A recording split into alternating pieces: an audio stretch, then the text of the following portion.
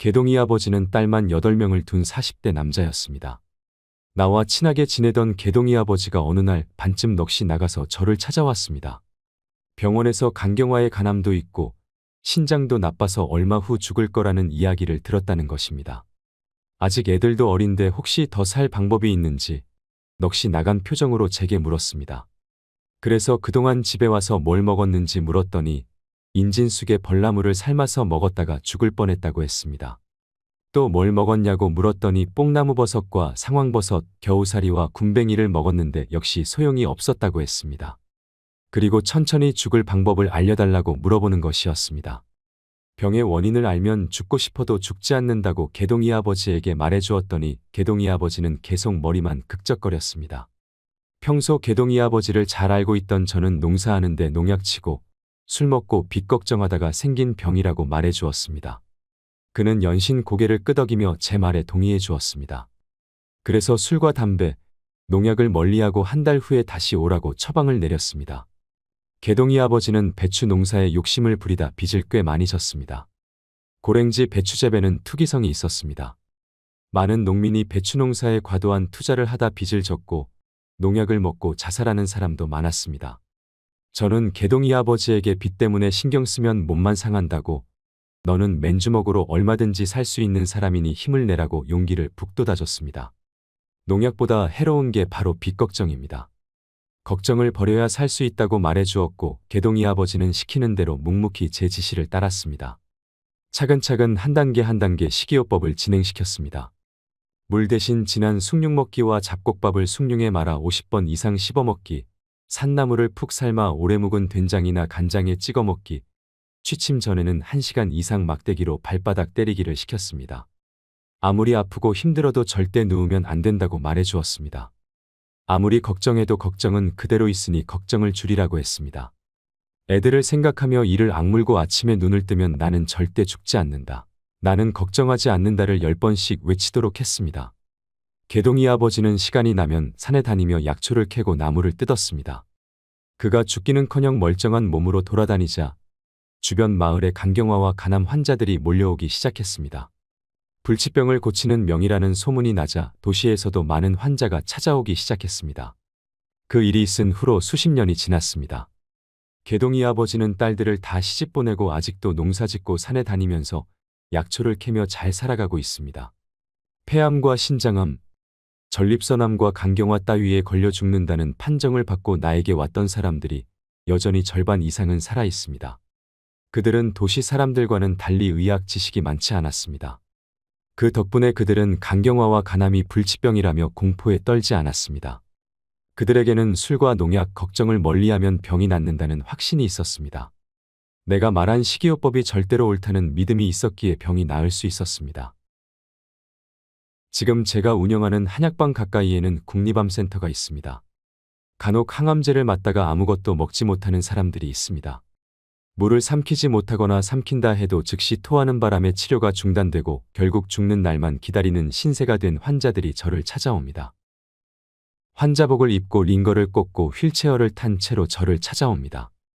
이들은 물이라도 한 모금 시원하게 마시다가 죽는 게 소원이라고 말합니다. 절망으로 가득한 이들에게 비방을 처방해주면 며칠 후에는 웃으면서 걸어서 등장합니다. 도대체 비방은 무엇일까요? 바로 시커먼 숭늉입니다. 허준의 동의보감에도 누룽지보다 태운 밥이 소화에는 더 좋고 태운 밥을 그냥 먹기보다는 밥을 끓여 건더기는 버리고 국물만 먹는다고 적혀 있습니다. 항암제는 우리 몸에는 핵폭탄이나 다름없습니다. 이 폭탄을 투하하면 부작용으로 머리카락이 빠지고 체중이 빠르게 줄어듭니다. 계속 구역질이 나고 음식을 먹을 수 없게 됩니다. 특히 몸속에 독소가 꽉 차게 됩니다. 이 독소를 없애는 게 급선무입니다. 해독에 가장 좋은 게 미세한 탄소분말, 카본블랙이 주재료인 시커먼 숭늉입니다. 카본블랙은 몸속의 불순물과 결합하는 성질이 있습니다. 따라서 시커먼 숭늉을 마시면 몸속 불순물을 흡착하여 몸 밖으로 빼내어 혈관을 깨끗하게 만들 수 있습니다. 현대인들에게 제일 무서운 병은 암과 중풍입니다. 이 병들은 다 혈관이 지저분해져서 생긴 것입니다. 혈관의 길이는 10만 킬로미터에 달한다고 합니다. 지구를 2바퀴 반이나 도는 셈입니다. 항암 치료를 받다가 기력이 없는 사람은 음식은커녕 물도 넘기기 어렵습니다. 이때 화타식 숭늉을 마시면 기력이 돌아오고 음식을 먹을 수 있게 됩니다. 모든 약의 으뜸은 산삼이나 녹용사양 따위가 아니라 진창미와 복룡 간의 장점이 어우러진 화타식 숭늉입니다. 그럼 화타식 숭늉 만드는 법을 알려드리겠습니다. 먼저 귀리와 보리, 밀과 백미를 자기 취향에 맞게 섞어 밥을 짓습니다. 백미는 진창미가 좋습니다. 진창미는 창고에 오랫동안 보관한 묵은 쌀입니다. 되도록 진창미를 80% 이상 넣으면 좋습니다. 그 다음에는 밥을 80에서 90% 태워서 누룽지를 만듭니다. 누룽지를 만들었으면 이 시커먼 누룽지를 작은 입자로 만듭니다. 작은 입자들을 그릇에 거름망을 놓고 뜨거운 물을 부어 우려냅니다. 커피처럼 검은 물이 나올 때까지 수차례 우리면 됩니다. 왜 누룽지를 80에서 90%만 태울까요? 100% 태우면 탄소가 되기 때문입니다. 80에서 90%쯤 태워야 곡물의 속껍질과 신운이 남아있게 됩니다. 간혹 태운 음식은 암의 원인이라고 꺼리는 사람들이 있는데 물론 동물성 단백질이나 지방질을 태우면 몸에 해롭습니다. 그러나 식물성 단백질이나 지방질을 태운 것은 전혀 해롭지 않습니다.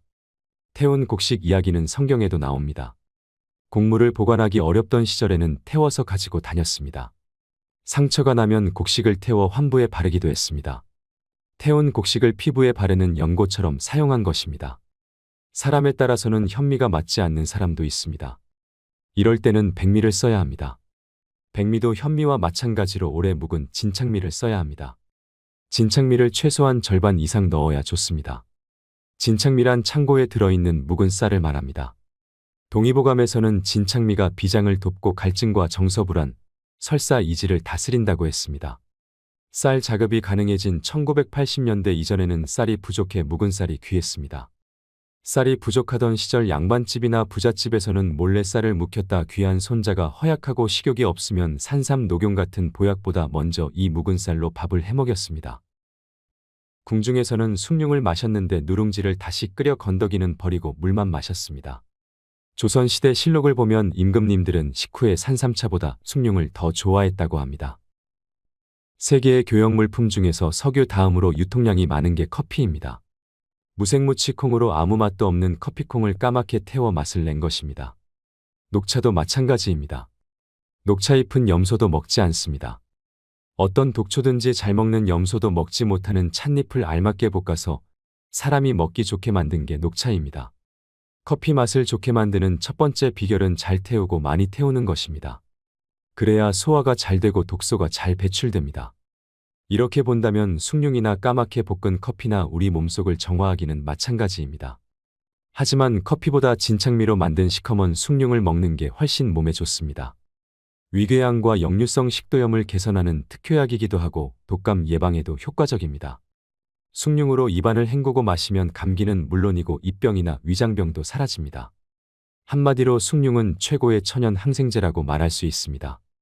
인공항생제는 세균에 대한 내성을 키우고 인체 면역력을 떨어뜨리지만 천연 항생제는 인체 미생물과 아주 친밀한 관계를 맺으면서 못된 세균을 죽이고 면역력을 키워줍니다. 약보 불여식보라는 말이 있습니다. 약을 아무리 먹어도 좋은 음식을 먹는 것만 못하다는 뜻입니다. 음식으로 고칠 수 없는 병은 약으로도 고칠 수 없습니다. 질병 치료의 첫 단계는 올바른 음식이고 그 음식의 핵심이 숭늉이라고 말할 수 있습니다. 어느 질병이건 일단 화타식 숭늉을 먹어 몸에 독소를 배출해야 합니다. 이렇게 혈관을 청소하는 것이 질병에서 벗어나는 첫걸음입니다. 평생 안고 가야 한다고 여기는 고혈압과 당뇨 같은 만성질환에 걸리거나 암 같은 불치병으로 여기는 병을 진단받으면 자신이 왜 이런 고통을 겪어야 하는지 억울한 생각이 듭니다. 심하면 삶이 끝난 것만 같은 절망감에 휩싸이기도 합니다. 하지만 정도만 다를 뿐이지 아프지 않은 사람은 없습니다. 사람의 몸은 각종 병균과 공존하며 질병을 이겨내면서 살아갑니다. 문제는 질병이 아니라 질병을 어떻게 다루고 잘 이겨내느냐 하는 것입니다. 혈압과 혈당이 높다면 혈압과 혈당을 끌어올린 생활습관과 식습관, 마음가짐을 바꿔 일상생활에 무리가 없는 수준으로 조절하면 됩니다. 암에 걸렸어도 암세포가 늘어나지 않고 통증 없이 일상생활을 할 수 있으면 됩니다. 사는데 지장이 없으면 됩니다. 그런 사람은 환자가 아니고 건강한 사람입니다. 병에 걸려도 충분히 잘 살 수 있습니다. 내가 지난 40여 년간 만난 환자들이 그 산증인입니다. 그들이 병을 이겨내거나 함께 공존할 수 있었던 비결은 특별한 게 아닙니다. 병을 다스릴 수 있다는 믿음을 가지고 많이 걷고 바르게 물을 마시고 바르게 숨을 쉬는 등 병의 근본을 치유하는 생활 습관을 일상에서 실천했을 뿐입니다. 누구나 실천할 수 있는 방법으로 병을 이겨내고 다스린 것입니다. 여러분도 할 수 있습니다. 병을 이겨낼 수 있다는 희망과 용기만 잃지 않는다면, 병에 휘둘리지 않고 꿋꿋이 자신의 삶을 살아가겠다는 의지만 있다면 당신도 잘 살 수 있습니다. 세상에 죽을 병은 없습니다. 죽을 짐만 있을 뿐입니다. 지금까지 화타 김영길 선생님의 책 병에 걸려도 잘 사는 법의 핵심 내용들을 각색해서 전해드렸습니다. 화타 김영길 선생님의 글은 자연의 치유력과 생활 습관의 중요성을 강력히 일깨워주는 이야기로 가득합니다.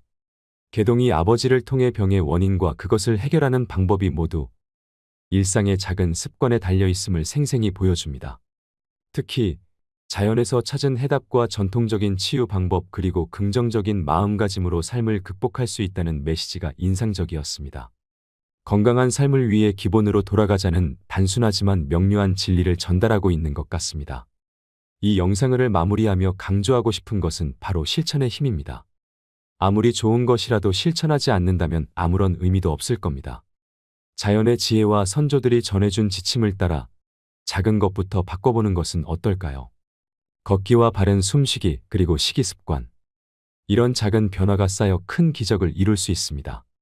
병은 두려움의 대상이 아닌 다스릴 수 있는 동반자로 받아들이고 긍정의 힘을 믿는다면 우리 모두 건강한 삶을 살아갈 수 있을 겁니다. 마지막까지 영상을 시청해 주셔서 감사합니다.